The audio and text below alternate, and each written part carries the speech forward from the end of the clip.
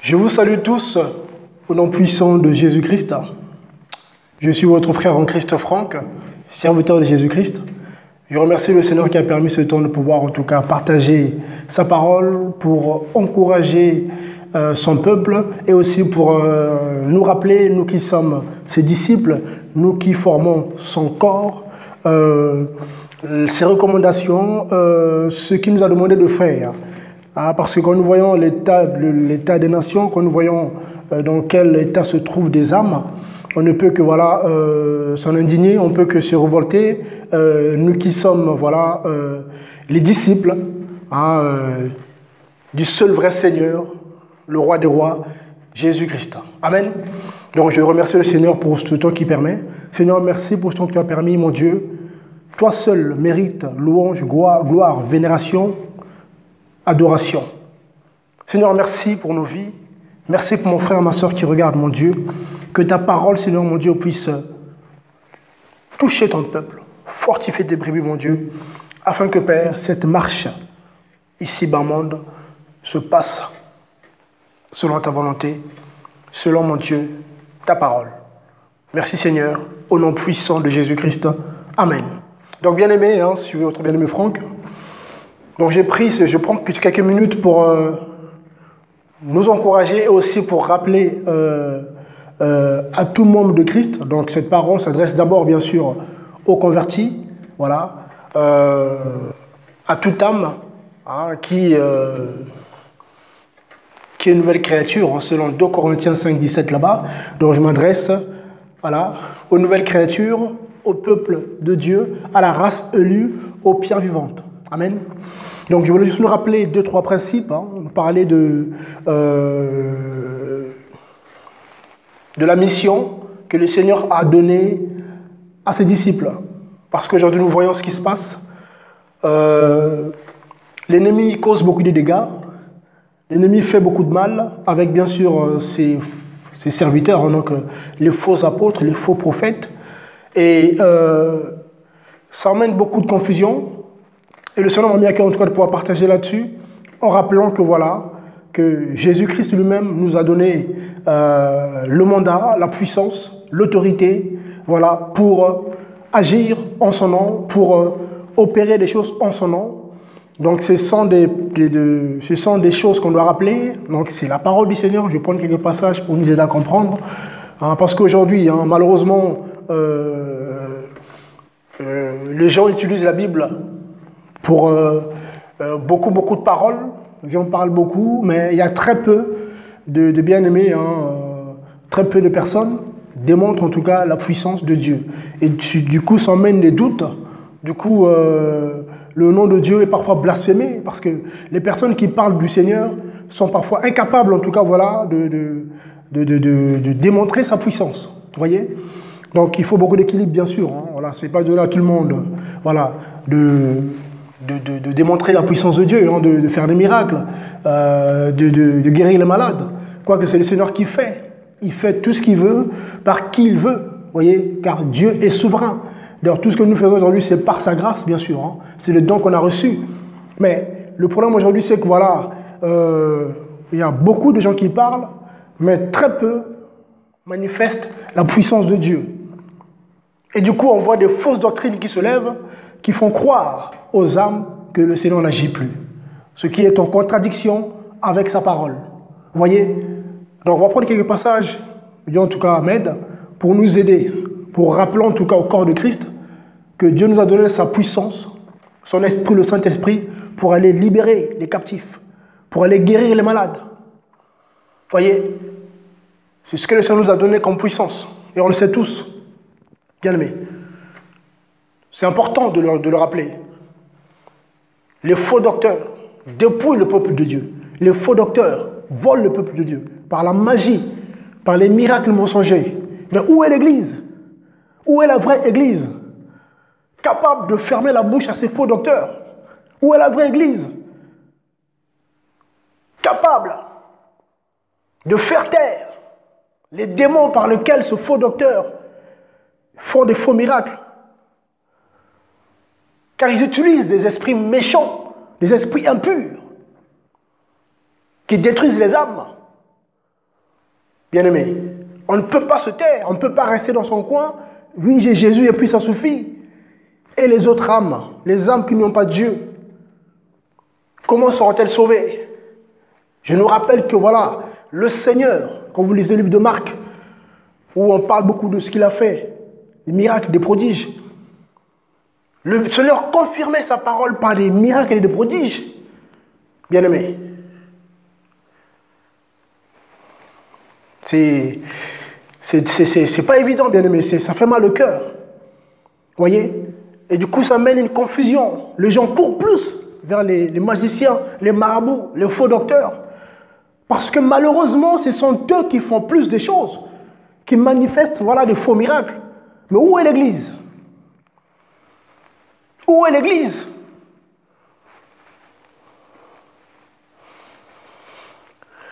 Que Dieu aide son peuple. On va prendre quelques passages, plaise à Dieu, pour nous rappeler que le Seigneur, juste pour nous rappeler, voilà, pour ceux qui ne savaient pas, parce qu'il y en a qui doutent de ça, même les enfants de Dieu doutent de ça. Ils doutent que c'est encore possible que les malades soient guéris, c'est encore possible que les démons soient chassés, c'est encore possible qu'il se passe des choses extraordinaires. C'est Jésus qui le dit, pas moi. C'est cela qui le dit quand on prend Jean 14, regardez. C'était vraiment pour rappeler cela parce que depuis quelques jours, le Seigneur met ça à cœur de partir là-dessus. Voilà, que oui, c'est encore possible que lorsque le peuple de Dieu s'est réuni, qu'il se passe des choses extraordinaires. Ce n'est pas réservé qu'aux satanistes, qu'aux sorciers. Et le Saint-Esprit dans tout ça, le consolateur, le défenseur, l'Esprit du Créateur. Bien-aimés, que le Seigneur en tout cas éclaire son peuple. Regardez ce que le Seigneur dit dans le livre de Jean 14. Jean 14, regardez. À partir du verset 12, ceux qui méditent connaissent ce passage-là. C'est Jésus qui parle ici, pas moi. Je vous le dis, celui qui croit en moi fera les œuvres que je fais et il en fera même de plus grandes que celles-ci parce que je m'en vais au Père. Ça on dit quoi? Celui qui croit en lui, moi je crois en Jésus-Christ. Toi aussi tu crois en Jésus-Christ, je le crois, j'espère bien. Bon, ça veut dire que le Seigneur ici, il est clair. Il est clair ici que celui qui croit en lui fera les œuvres qu'il a faites. Donc quand je vois les chrétiens qui sont choqués, oui, quand c'est faux, d'accord, là on dénonce. Donc quand je vois des soi-disant chrétiens qui sont choqués de voir le Saint-Esprit opérer des grandes choses, de voir le Saint-Esprit qui agit, des sourds qui retrouvent l'entendement, des non-voyants, des aveugles qui recouvrent la vue, des boiteux qui marchent. Quand je vois des chrétiens mal enseignés qui sont tout de suite, qui attribuent cela à Satan, on se dit, mais c'est compliqué, bien-aimé. Où va l'Église? Ça, ce n'est pas l'Église du Seigneur. L'Église du Seigneur est dans la joie quand le Saint-Esprit manifeste sa puissance. Bien sûr. Bien sûr, c'est le mandat du Saint-Esprit.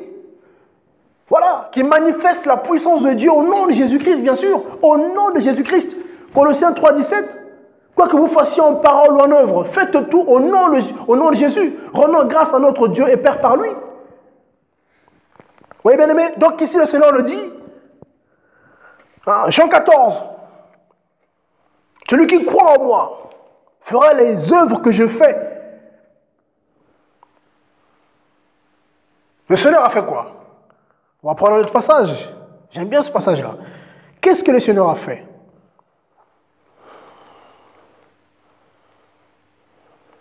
Regardez, je prends juste un exemple de ce que le Seigneur a fait comme œuvre. Parce que beaucoup de bien-aimés voilà, ont du mal avec ça. En tout cas, que le Seigneur en tout cas aide son peuple. Parce que, bien-aimés, on arrive à la fin de fin. On est déjà dans la fin des temps, bien sûr. Mais voilà, le retour, l'apparition du Seigneur est proche. Pour bien sûr attirer son peuple à lui. C'est proche. Personne ne connaît le jour ni la date. D'accord, mais c'est pour bientôt. Car le Seigneur nous parle. De plusieurs manières. Il y a des signes qui sont là aussi par rapport à sa parole, mais aussi en vision, en songe, en prophétie. Le Seigneur nous parle. Ça, on est d'accord. Donc, cela va dire que voilà, plus le Seigneur, comment dire, plus notre départ est proche, parce que c'est notre départ, bien sûr, le Seigneur apparaît pour nous prendre. Ceux qui sont enseignés comprennent qu'il ne descend pas pour le jugement, ce n'est pas pour maintenant, bien sûr. Voilà, ça c'est pour le jour du Seigneur, ça c'est après, bien sûr. Voilà, ça on le connaît. Hein. Après la guerre d'Armageddon, là on le sait tous. Mais là le Seigneur apparaîtra dans les airs pour prendre son peuple. Mais avant que cela n'arrive, regardez comment le monde est. Les âmes souffrent, même beaucoup parmi vous, les chrétiens qui souffraient, des maladies, des choses compliquées. Bien aimés. Ah, regardez, je prends l'exemple d'une des œuvres que le Seigneur a fait. Quand vous prenez Marc 5, regardez. À partir du verset 1er, j'ai le nom du Seigneur. Et ils arrivèrent sur l'autre bord de la mer, dans le pays de Gadaréniens. Verset 2. Aussitôt, Jésus fut descendu de la barque. Un homme sortant des tombeaux et possédé d'un esprit impur vint à sa rencontre. Vous voyez? Donc, c'est des démons qui sont venus à la rencontre du Seigneur. Je continue. Cet homme avait sa demeure dans les sépulcres. Et personne ne pouvait plus le lier, pas même avec des chaînes. Car souvent, il avait eu les fers aux pieds et avait été lié des chaînes, mais il avait rompu les chaînes et brisé les fers, et personne ne pouvait le dompter. Il était continuellement, nuit et jour, sur les montagnes et dans les sépulcres, criant et se meurtrissant avec des pierres. Des cas comme ça, il y en a encore. Les démons existent encore. On voit aujourd'hui comment les gens meurent. Il y a des malades partout. AVC, infarctus, vous connaissez ces choses. Des cancers ici et là. Vous voyez? Des cancers. Beaucoup de femmes souffrent de cancers de sein. Des choses qu'on ne voyait pas il y a 50 ans. Regardez, ça veut dire que c'est la fin. Le diable est en train de tuer. Voyez? Vous voyez? Des cancers de poumons. Parce que les gens poussés par les démons fument. En fumant, ça les détruit. Vous voyez? Les cancers de peau. Toutes ces choses-là, les gens meurent, vous le savez. Des AVC. Des gens qui meurent tous les jours. Où est l'église? L'église, c'est pas seulement parler, et puis vous retrouvez, amen, et puis c'est tout. Non, c'est pas ça. C'est pas ça. Le Seigneur allait de ville en ville, faisant du bien aux gens, on va le prendre aussi. Il guérissait les malades, il faisait du bien aux gens. Gratuitement d'ailleurs. Vous voyez, sans faire je sais pas, non, les gens venaient à lui. Il les guérissait au nom puissant de Jésus-Christ. En son nom, bien sûr, je parle de Jésus-Christ, mais nous, c'est ce qu'on fait. Grâce à Dieu, les apôtres ont fait comme nous. Vous voyez, ici, en Marc 5, je lis au verset, donc là, au verset 6, et ayant vu Jésus de loin, il courut et se prosterna devant lui. Criant d'une voix forte, il dit, qu'y a-t-il entre toi et moi, Jésus, Fils de Dieu très haut? Je te conjure, au nom de Dieu, de ne pas nous tourmenter. Les démons conjurent le Maître. Le démon prie le Seigneur. Les démons prient le Fils de Dieu. Ici, c'est écrit. Voyez? Bien-aimés. Car les démons savent que celui qui est en nous, toi qui crains Dieu, est plus fort que Belzébul, le prince des démons. Satan. Satan n'a pas peur de toi et moi. Satan a peur de celui qui est en nous. Le Saint-Esprit, l'Esprit de Jésus-Christ. Bien-aimé. Et avec cet esprit-là, on fait des merveilles. Avec le Saint-Esprit, l'Église faisait des merveilles. Au temps des apôtres, l'Église fera toujours des merveilles. Car Jésus-Christ est le même hier, au temps des apôtres, aujourd'hui, en notre temps, et éternellement. Car c'est le même esprit. Donc ça ne doit pas changer. Si ça change, c'est que c'est nous qui avons changé. Si c'est différent du temps des apôtres, ça veut dire que nous, aujourd'hui, notre génération, nous les chrétiens d'aujourd'hui, qui ne sommes pas à la hauteur de ce que le Seigneur attend de nous. Voilà pourquoi les assemblées sont remplies de malades et le Saint-Esprit n'agit pas. Parce qu'il y a quelque chose qui se passe. Il y a des choses que les soi-disant chrétiens pratiquent qui ne sont pas conformes à la doctrine. Et tant que ce n'est pas conforme, le Seigneur n'opérera jamais des miracles. Et les gens s'inventent des raisons. Ah mais les miracles c'est fini, c'est plus le temps des miracles. Ah mais les gens sont choqués, les chrétiens sont choqués. C'est les mêmes qui courent après les médecins. C'est les mêmes qui tremblent devant un cardiologue. Comment? Les mêmes docteur bonjour, mais comment? Mais quand on leur donne des versets clairs, que tout est possible au nom de Jésus-Christ, c'est les mêmes qui doutent après, qui sont choqués, mais c'est quoi ça? Vous voyez? Et du coup, Dieu n'agit pas. Voilà pourquoi beaucoup de chrétiens sont malades. Malades. Esclaves de la maladie. Et du coup, ils vont voir les faux docteurs qui les dépouillent encore davantage. Et leurs cas deviennent pires qu'avant. Parce qu'on leur fait payer des délivrances, on leur fait payer des miracles. Aujourd'hui, ça se passe. Il y a un miracle, demain, ça sera après autre chose. Aujourd'hui, c'est la tête, demain, c'est le pied, après, c'est le ventre. Parce que c'est des miracles mensongers. Voilà. Car la bénédiction de Yahweh notre Dieu ne se fait suivre d'aucun chagrin. Quand le Seigneur guérit quelqu'un, quand il fait du bien à quelqu'un, c'est bon, sauf si la personne, oui, pêche, car le Seigneur le dit. Quand vous lisez Jean 5 là-bas. Jean 5. Avec la piscine de Bethsaïda, cet homme qui avait plus de 40 ans, à peu près, que le Seigneur avait guéri, il a dit quoi? Va et ne pêche plus, de peur qu'il ne t'arrive. Pire que ça, d'accord? Une personne que le Seigneur guérit, si elle ne garde pas sa parole, tant pis, elle s'expose après à pire que ce qu'elle avait avant. Là, on est d'accord. Mais le Seigneur a guéri cet homme. Ici, qu'est-ce qu'on apprend? Donc ici, on marque ça qu'on nous parle d'une délivrance. Par rapport à Jean 14, le Seigneur dit, on ferait les mêmes œuvres que lui. Donc j'ai pris un exemple des œuvres que le Seigneur a fait, que normalement nous aussi, toi qui te dis véritable disciple de Jésus-Christ, que tu es capable de faire. Parce que tu as le Saint-Esprit, l'Esprit qui a créé tous les démons, à commencer par le prince des démons, Satan lui-même. Et Satan le sait. Voilà pourquoi il a peur de l'Église, parce qu'il sait qu'en nous, il y a son Créateur, son Excellence, le Saint-Esprit, qui opère de grandes choses au nom de Jésus-Christ. Au nom puissant de Jésus-Christ, le démon, il recule. Bien-aimés, que personne ne vous trompe. La parole ne consiste pas seulement, l'évangile, ce n'est pas seulement parole. Les costumes, cravates, c'est beau, c'est non, il faut qu'on puisse aussi voir les gens être délivrés, les malades être guéris, les démons être frappés et chassés au nom puissant de Jésus-Christ. C'est ce qu'on veut voir comme autant du Seigneur. Vous voyez, lisez Marc. Vous qui méditez Marc, lisez le livre de Marc, vous allez voir ce que le Seigneur a fait. Des choses extraordinaires. Hein, bien aimé. Donc là, au verset, pour que ça aille un peu vite, excusez-moi. Regardez. Au verset 8, regardez, Marc 5. Car Jésus lui disait, sors de cet homme, esprit impur. Voyez, le maître dit quoi? Sors. Verset 9. Et le Seigneur lui demande.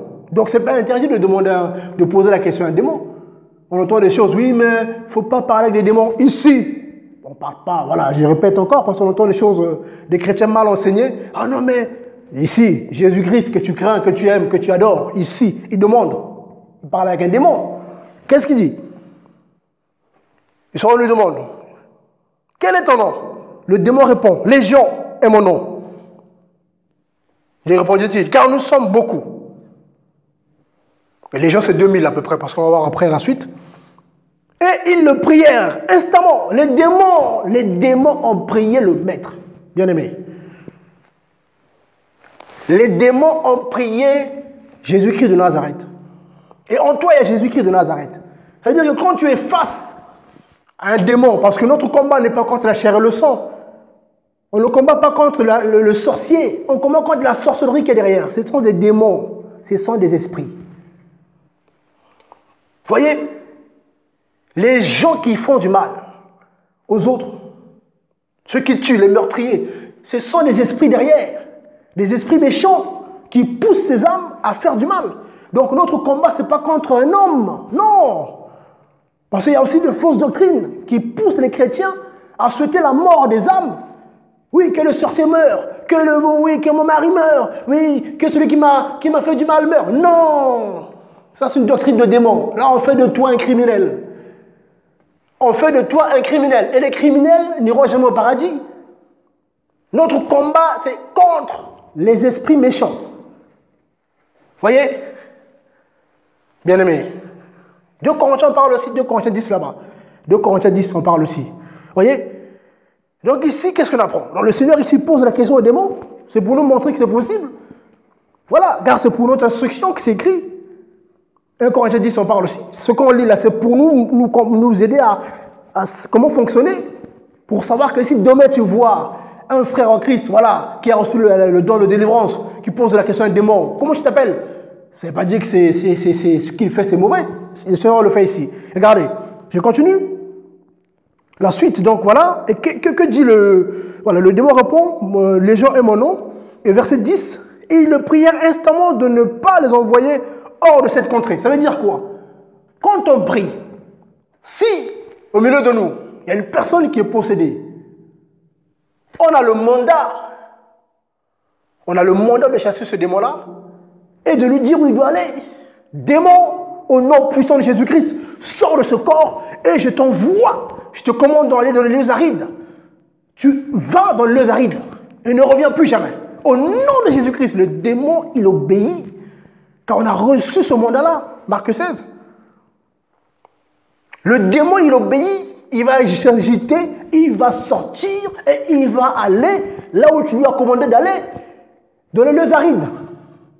Dans les profondeurs des eaux, dans le jamais. Le démon ira là-bas.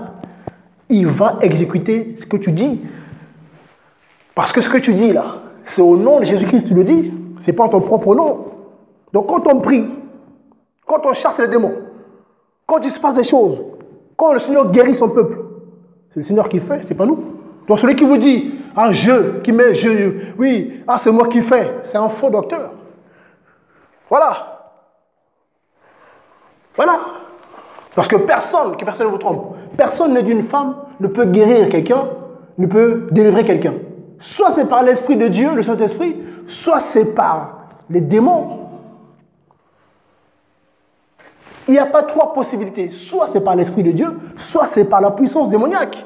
Magie, sorcellerie, vaudou, tout ce que vous voulez. Bien aimé. Et ça se passe aujourd'hui.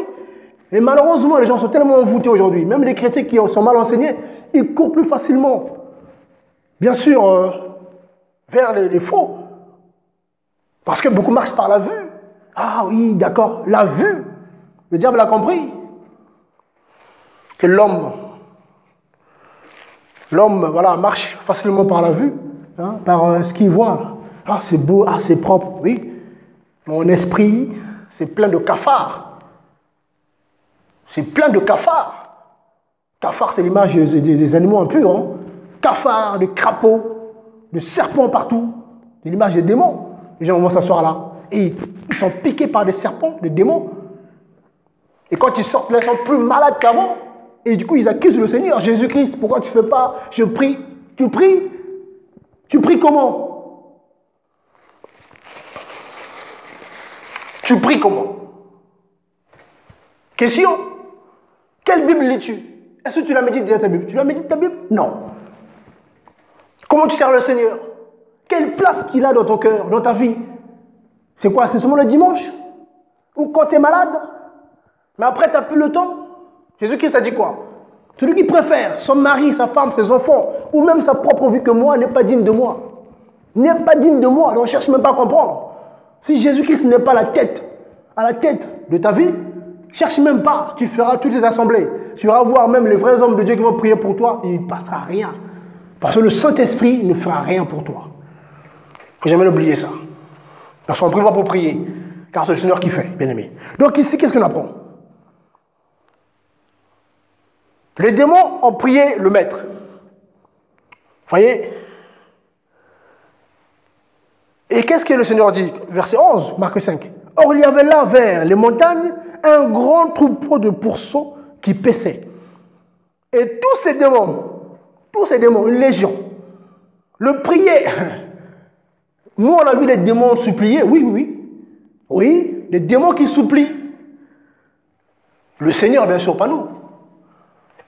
Oui, les démons qui pleurent parce que la droite du Seigneur, le Saint-Esprit, le doigt de Dieu, ne joue pas avec le démon. Les démons le savent. Même sans prier comme ça, quand vous êtes, quand deux ou trois, hein, c'est écrit là où deux ou trois semblent mon nom, je suis au milieu. Matthieu 18, 19 à 20. Hein, Matthieu 18, 19 à 20. Le Seigneur au milieu, c'est-à-dire que le Seigneur au milieu nous parle, le Saint-Esprit.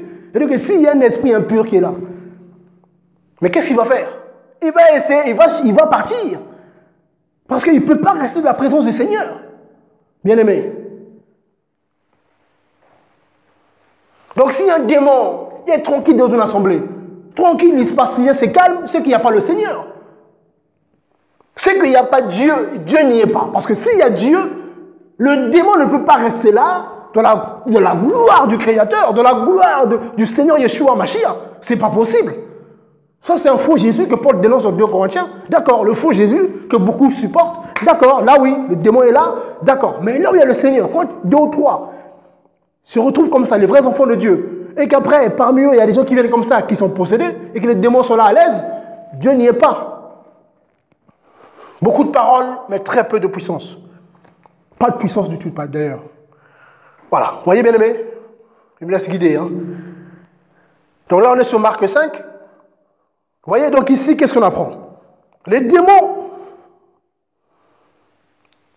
le priaient en disant, envoie-nous dans les pourceaux afin que nous entrons en eux. Vous voyez?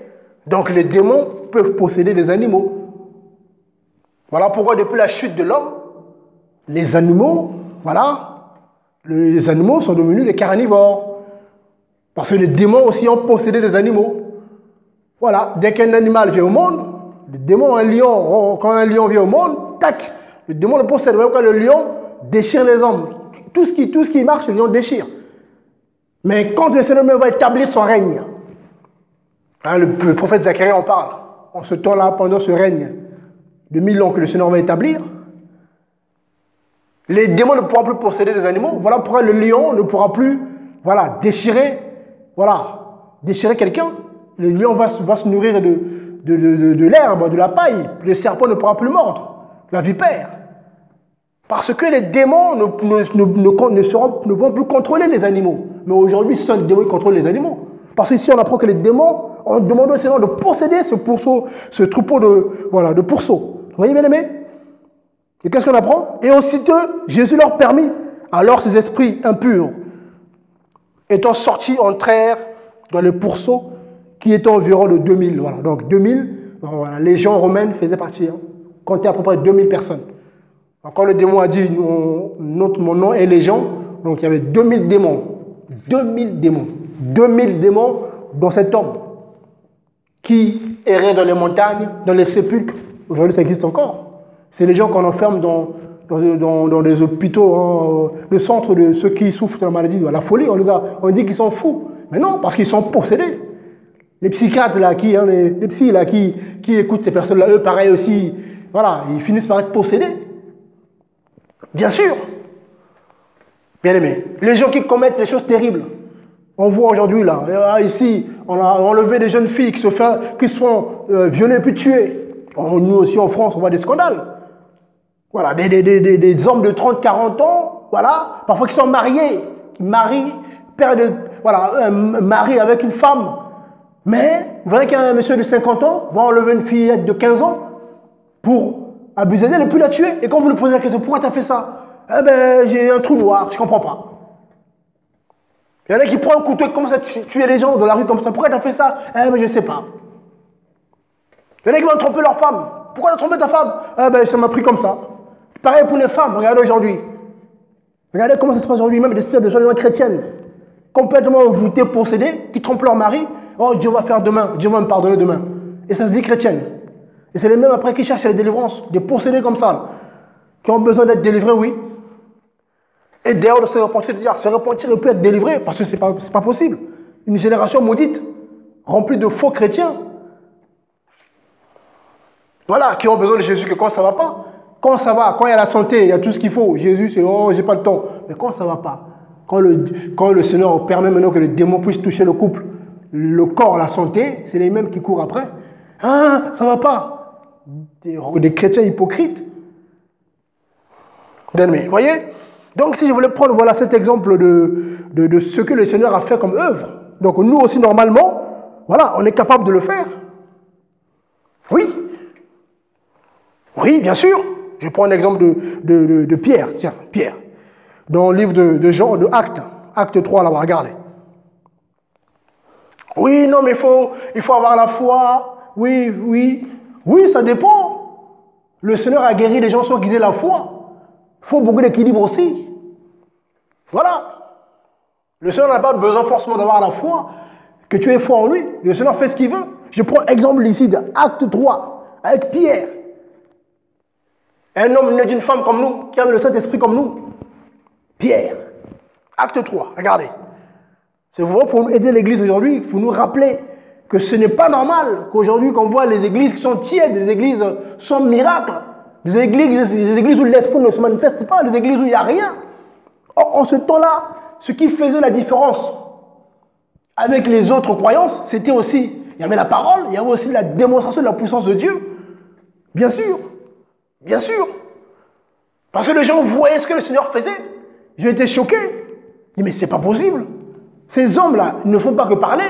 Le Dieu qui nous annonce, qui est le seul vrai Dieu pour nous, il manifeste sa puissance. Il accompagne la puissance du serviteur par les miracles et les prodiges. Et Acte 3, à partir du verset 1er. Je lis au nom du Seigneur. Et comme Pierre et Jean montaient ensemble au temple à l'heure de la prière, c'était la 9e heure. Vous voyez, qu'est-ce qu'on apprend? Donc il était à peu près 15 heures. Il y avait un homme boiteux de naissance qu'on portait et qu'on mettait tous les jours à la porte du temple appelé la Belle pour demander l'aumône à ceux qui entraient dans le temple. Et cet homme, voyant Pierre et Jean qui allaient entrer au temple, le pria de lui donner l'aumône. Alors Pierre, de même que Jean, fixa les yeux sur lui et lui dit, regarde-nous. Regardez, ils n'ont pas dit, t'as la foi? Est-ce que tu aimes Jésus? Non, regarde-nous. Bien aimé, c'est écrit dans vos Bibles. C'est écrit, j'invente rien du tout. Verset 5. Il les regardait attentivement, s'attendant à recevoir quelque chose d'eux. Le boiteux, vous voyez, cet homme,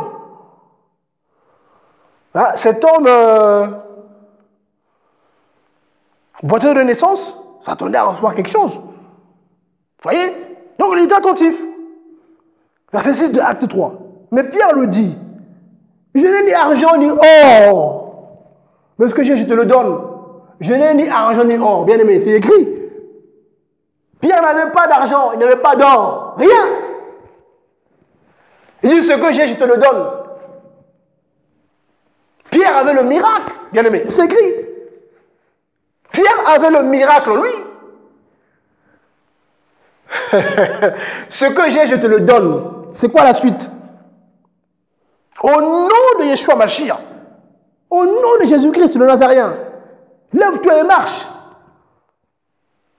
Pierre avait le miracle. Et le miracle, c'est qui? C'est Jésus-Christ. Donc là où vous êtes, s'il n'y a pas le miracle, il n'y a pas de prodiges, il n'y a pas des choses qui choquent les gens, ouh là là, posez-vous des questions si Jésus est là. Assis-toi, 2 minutes, réfléchis un peu, c'est quand même curieux, je médite ma Bible. On voit que voilà, le Seigneur a fait des grandes choses. Il a dit lui-même en Jean 14 qu'on fera pareil, ou même davantage.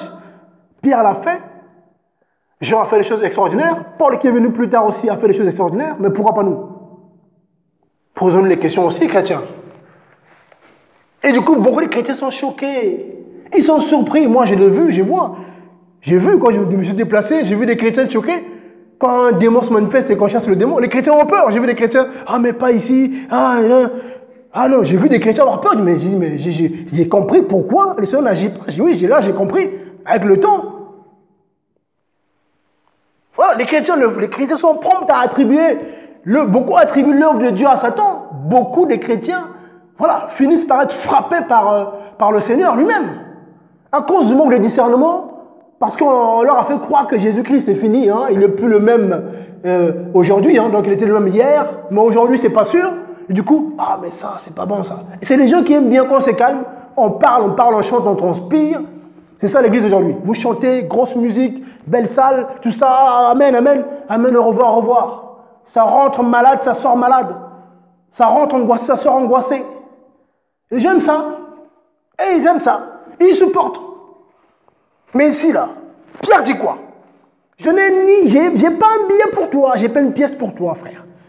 Pour parler un peu simple par rapport aux jeunes. J'ai rien pour toi. À te donner à manger, à boire, j'ai rien. Mais ce que j'ai, moi, j'ai rien pour toi de physique. J'ai rien pour toi, j'ai rien. À te donner là, de physique. Mais il y a quelque chose dans l'esprit qui est plus mieux que ce que tu me demandes. Qu'est-ce qu'il dit? Au nom de Jésus-Christ, lève-toi et marche. Mais cet homme, ce boiteux, ne s'est pas levé. Parce que lui, il n'a pas cru. Il dit, mais qu'est-ce qu'il me raconte? Vous imaginez sa position?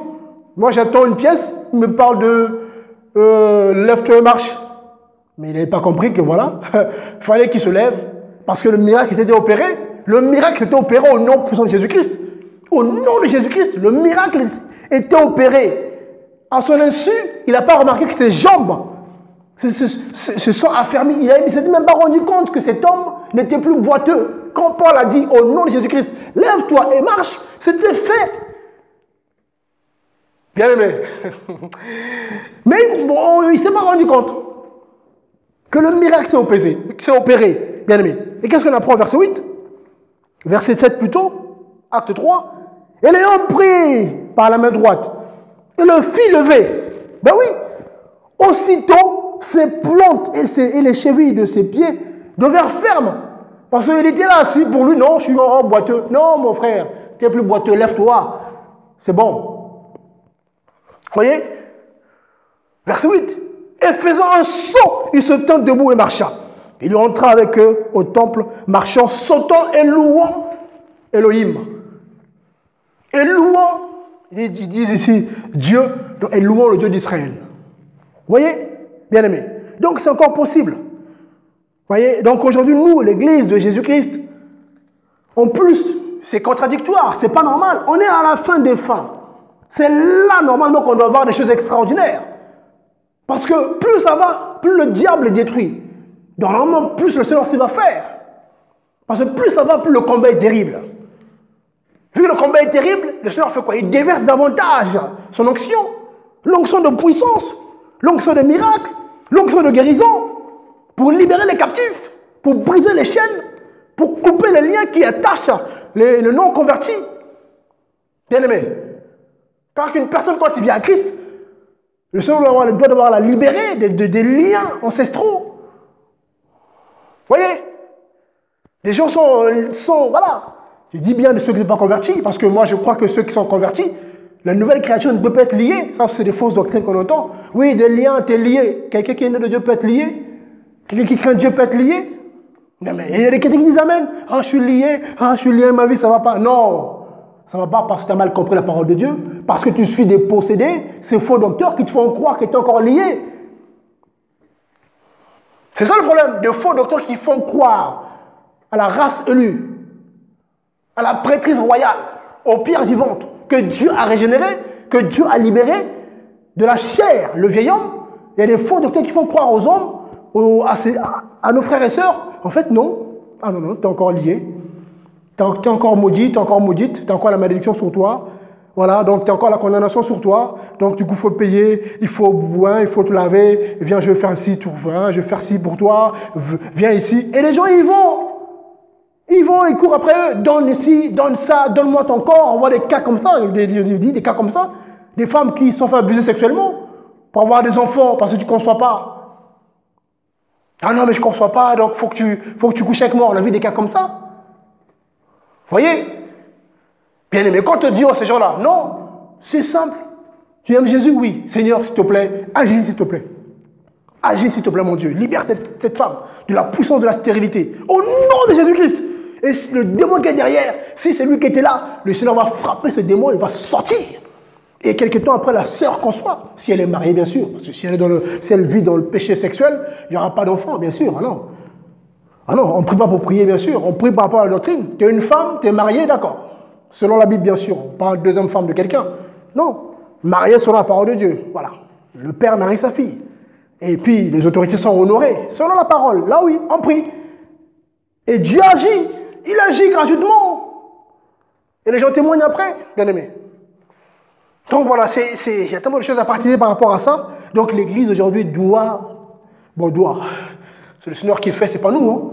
Il nous pousse à parler comme ça pour, en tout cas, essayer d'interpeller les vrais enfants de Dieu, parce que ceux qui ne sont pas de Dieu, ça rentre là, ça sort là, malheureusement pour eux.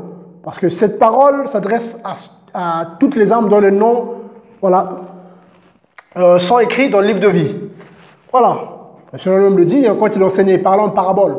Il disait quoi? Ça, c'est réservé seulement aux fils de Dieu, ceux dont le nom est écrit dans le livre de vie. Donc, ce n'est pas donné à tout le monde. Donc, dans les assemblées, ce n'est pas tout le monde qui sera sauvé. Hein. Voilà, ce n'est pas tout le monde qui porte le type de chrétien qui sera sauvé. Parce que quand on voit leurs fruits, là, il y a que ceux qui, comment dire, toi qui te dis chrétien, regarde tes fruits, regarde ta vie, examine-toi toi-même. Examine-toi, éprouve-toi. Question simple, éprouve-toi. Je prends un passage. Merci Seigneur pour ta parole. Je prends un passage, bien aimé. Parce que là, les gens, ils pensent que voilà. 2 Corinthiens 13, 5. 2 Corinthiens 13, 5. Et bien aimé Paul dit quoi au bien-aimé de Corinthe? Examinez-vous vous-même pour savoir si vous êtes dans la foi. Éprouvez-vous vous-même. Donc, tu t'examines toi-même, tu t'éprouves toi-même. Vous voyez? Et il continue en disant quoi? Ne reconnaissez-vous pas que Jésus-Christ est en vous? À moins peut-être que vous ne soyez reprouvés. Voilà, il y en a qui seront reprouvés, malheureusement. Voilà, il y en a qui seront reprouvés. Voilà, malheureusement, qui ne finiront pas la course. Et qui, malheureusement, dont la foi se fera naufrage. Hyménée, que Paul et Alexandre, que Paul parle dans Timothée là-bas, des gens leur foi, qui ont eu la foi a fait naufrage, qui ont perdu la foi en cours de route, bien aimé. Vous voyez? Donc, en tout cas, j'interpelle en tout cas, chaque chrétien, tout disciple en tout cas, parce que chrétien on se comprend, tout disciple, parce que dans disciple, la discipline. Je suis disciple de Christ, il y a la discipline. Eh oui, le Seigneur, il était carré avec les apôtres. Quand Pierre a voulu dévier, Matthieu 16, à Dieu ne plaît, ce ne mourra pas. Ce leur a dit quoi? À rien de moi, Satan, car tes pensées sont des pensées du monde, des pensées du diable. C'est nous qu'aujourd'hui on joue avec oui, mais c'est pas grave, Dieu comprend le manque d'amour. Le Seigneur était carré. Quand c'est pas bon, c'est pas bon. À rien de moi, Satan. Il n'a pas vu que c'était Pierre. Oui, Pierre, je t'ai choisi, tu es mon apôtre. C'est bien, j'ai compris. Non, quand c'est pas de Dieu, c'est pas de Dieu. Ah oui, bien aimé, mais aujourd'hui c'est, oui, mais Dieu comprend, oui, mais demain Dieu va comprendre, oui, mais pour l'instant, non, bien aimé. Vous voyez, bien aimé, voilà pourquoi il n'y a pas. Voilà pourquoi le Saint-Esprit n'agit pas. Le Saint-Esprit est là. Le Saint-Esprit est là. Le défenseur, il est là. Quand on parle de défenseur, il y a la défense. La défense, ça veut dire quoi? Quand il y a quelque chose qui arrive, qu'est-ce qu'il fait? Il défend. Bien aimé, le Saint-Esprit est terrible. Il est terrible, bien-aimé. Vous savez qui est le Saint-Esprit? C'est Jésus-Christ lui-même, bien sûr. C'est l'Esprit de Jésus-Christ. C'est Jésus-Christ lui-même en nous. Car le Seigneur, quand il dit, Matthieu 18 là-bas, là où 2 ou 3, voilà, ça semble mon nom, je suis au milieu. Ce qui est au milieu, c'est le Saint-Esprit qui est au milieu. Jésus-Christ est au milieu de nous par le Saint-Esprit. Le Seigneur agit par le Saint-Esprit. Donc quand on dit au nom de Jésus-Christ, maladie quitte ce corps. Le Saint-Esprit se lève, il frappe le démon qui est derrière, et la maladie disparaît au nom de Yeshua Mashiach. Et les gens glorifient le Seigneur, pas un homme, pas un système, pas une étiquette. Oh, pourquoi faire? Pourquoi glorifier une étiquette? Pourquoi glorifier un homme? Qui est l'homme? Une vapeur qui apparaît aussitôt qui disparaît. Jacques en parle. Qui est l'homme? Toi qui vois que par ton pasteur, par moi, lui. Qui est l'homme?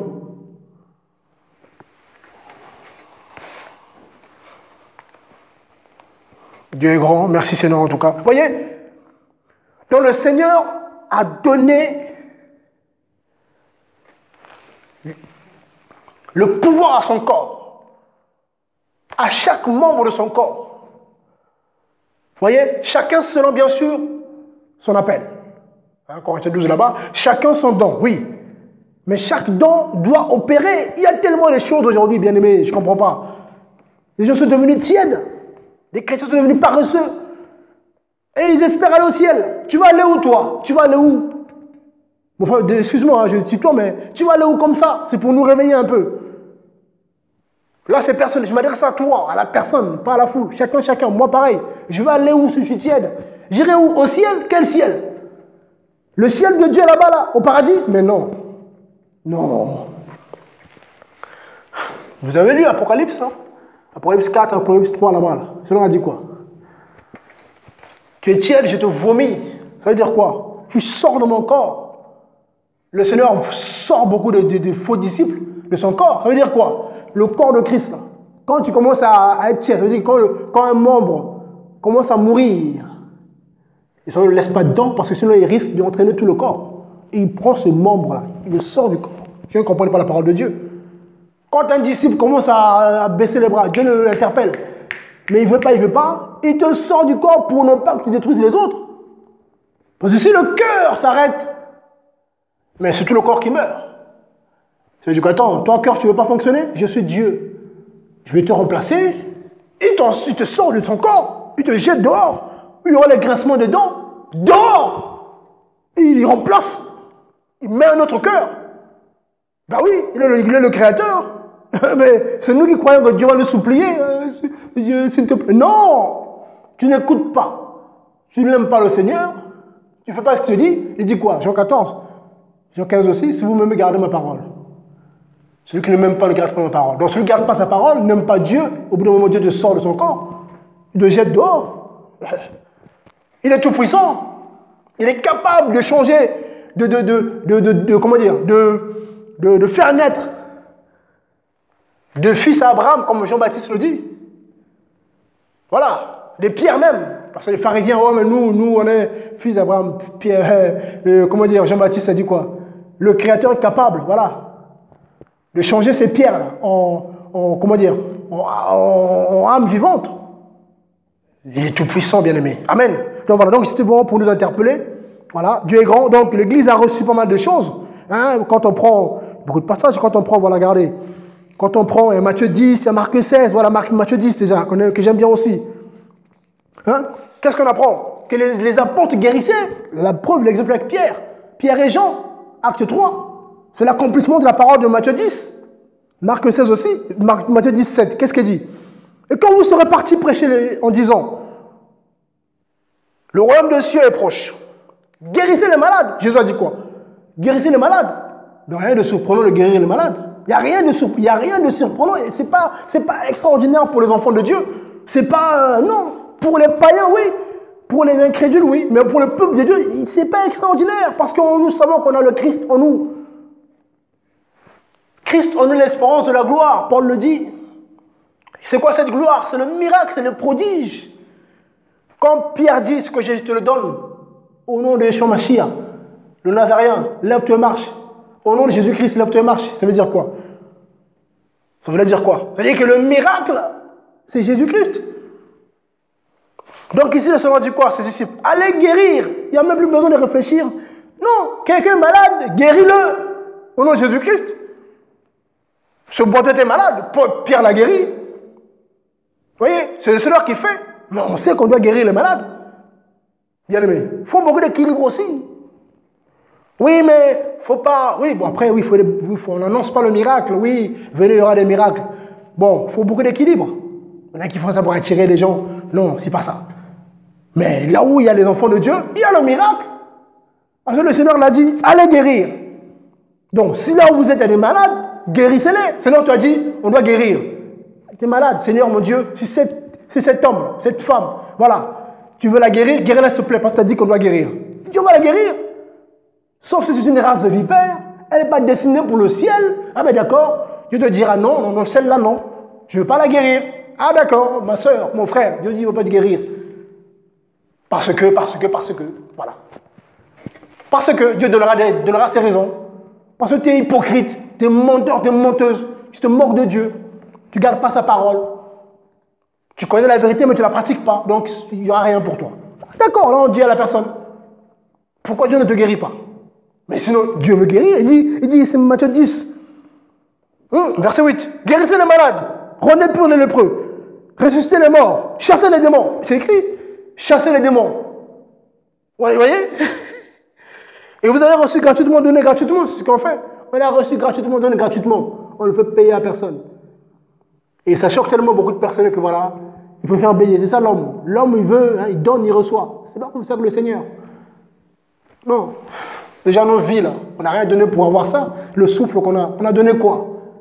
Tu as donné quelque chose? Quand tu es venu au monde, tu n'as rien donné. Tu n'as rien donné. Vous voyez, de ta naissance jusqu'à quand tu as commencé à travailler, ce souffle-là, combien tu as payé?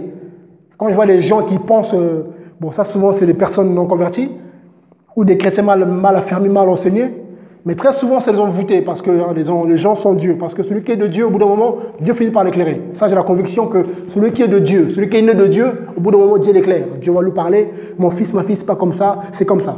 Mais si une personne persiste, il est comme ça, au bout d'un moment, il n'y a rien à faire, peut-être qu'elle n'est pas de Dieu.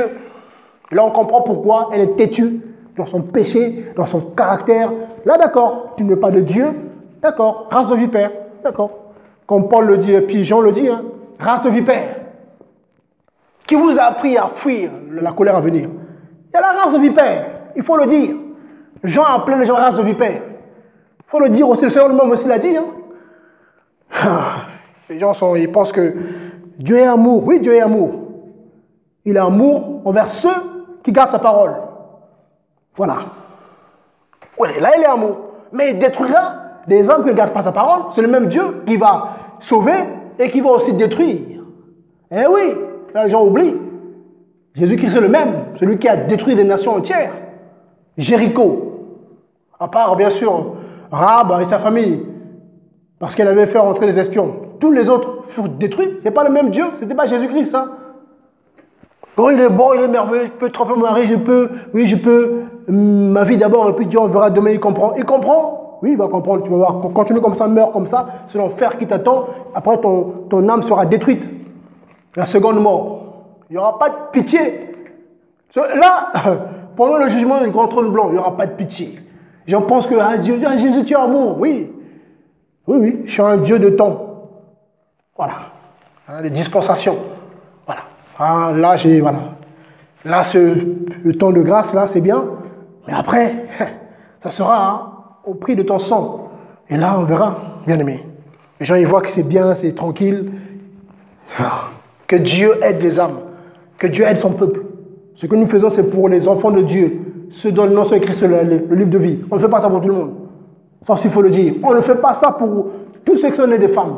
Ce que nous faisons là. On ne fait pas ça pour tout le monde. Quand la Bible dit Dieu a tant aimé le monde, oui, il a donné sa vie. Il a donné sa vie, ceux dont le nom est écrit dans le livre de vie. Jésus-Christ a dit quoi? Hein? Pourquoi il parlait en parabole? Pourquoi le Seigneur parlait en parabole? Parce qu'ils ont resté réservés à ceux dont le nom est écrit dans le livre de vie avant la fondation du monde. C'est-à-dire que tout le monde ne sera pas sauvé. Les gens, il n'y a rien à faire pour eux. Vous voyez? Donc ici, qu'est-ce qu'on apprend? Donc Matthieu 10, c'est pareil. Vous voyez? Marc 16 aussi, qu'on connaît. Le Seigneur répète la même chose. Matthieu 10, avant sa mort, sa résurrection. Il dit, allez-y. Vous voyez? Et Marc 16, c'est pareil. Là, du coup, le Seigneur est ressuscité. Il donne ses recommandations. Il dit quoi? Alors, au Marc 16, à partir du verset, pour que ça aille vite, à partir du verset 17. Voici les signes qui accompagneront ceux qui auront cru. Voilà. Les signes qui accompagnent les enfants de Dieu. Ils chasseront les démons en mon nom, au nom de Jésus-Christ, pas au nom de Franck, ou de ton pasteur, ou d'un nom bizarre, ou Jéhovah, ou non, Jésus-Christ. Si chez vous, on fait des délivrances en un autre nom, c'est un démon qui agit. Le nom par lequel on chasse les démons, c'est Yeshua HaMashiach, Jésus-Christ de Nazareth. C'est tout. Bien aimé. Voyez, donc qu'est-ce qu'on apprend? Ils parleront de nouvelles langues, ils saisiront des serpents, et s'ils boivent quelques breuvages mortels, il ne leur fera pas de mal. Ils imposeront des mains aux malades et ils seront guéris. Au nom de Jésus-Christ. Reçois ta guérison, mon frère, ma soeur. Voilà, toi qui me suis maintenant là, au nom de Jésus-Christ, reçois ta guérison au nom de Jésus-Christ. Si tu crois, voilà. Si tu ne crois pas aussi, Dieu peut faire aussi. Il n'a pas besoin que tu crois, il fait ce qu'il veut. Acte 3. Le Seigneur agit par Pierre. Cet homme ne croyait pas. Mais qu'est-ce qu'on a vu? Il se levait pour que le nom de Dieu soit glorifié. Dieu fait ce qu'il veut. Bien aimé. Amen. Donc ici, on le voit ici. Il dit guérissez les malades. Voilà. C'est le Seigneur qui donne un ordre ici. Bien aimé. Donc en tout cas, le Seigneur en tout cas aide son peuple. Que Dieu en tout cas nous aide. Voilà. J'avais ça en tout cas partagé. Parce que le Seigneur voilà, veut qu'on puisse travailler. Parce que le Seigneur allait de ville en ville, faisant du bien aux gens. Matthieu 7, Matthieu 9, il en parle. Voilà. Il enseignait dans les synagogues et puis il prêchait l'évangile. Il guérissait toutes sortes de maladies, voilà, des infirmités. Voilà. Et le Seigneur dit dans Jean 14, on fera comme lui. Donc aujourd'hui, pourquoi on ne fait pas comme lui? Pourquoi l'église aujourd'hui est molle comme ça? Pourquoi cette église est tiède, remplie de beaux parleurs, mais il n'y a rien, il n'y a pas de puissance? Pourquoi? Quand il y a la puissance, souvent c'est des faux qui opèrent. Le diable a compris, c'est un terrain à prendre. Le diable a compris. Vu que l'église, soit disant l'église ne fait rien, eh bien, il envoie ses possédeurs de serviteurs que Paul dénonce dans 2 Pierre 2 là-bas. Pierre plutôt dénonce 2 Pierre 2, qui arrive pour combler ce trou-là. Le diable est content. Il fait des miracles mensongers, il attire du monde, et puis ça lui fait beaucoup d'armes à détruire. Et l'église, elle est où? C'est lui, il est faux, toi, t'es faux, ah, toi, t'es faux, toi, t'es pas de Dieu. C'est que ça aujourd'hui, regardez sur Internet. Ah, lui, c'est un faux pasteur. Hein. Lui, et toi, tu fais quoi, toi? Toi qui es vrai pasteur, qu'est-ce que tu fais? Ah, mais moi, lui, il est un faux, mais toi qui es vrai chrétien, tu fais quoi pour le Seigneur? C'est smartphone, c'est tout. Tu regardes, tu fais un petit commentaire, là, oui, t'es faux. Après, tu éteins ton téléphone, ou ton ordinateur, tu dors, tu vas travailler, et puis tu continues ta vie. C'est ça, toi, être vrai chrétien? C'est ça? C'est ce qu'on vous dit dans vos assemblées? Ah, Seigneur. En tout cas, que Dieu soit béni.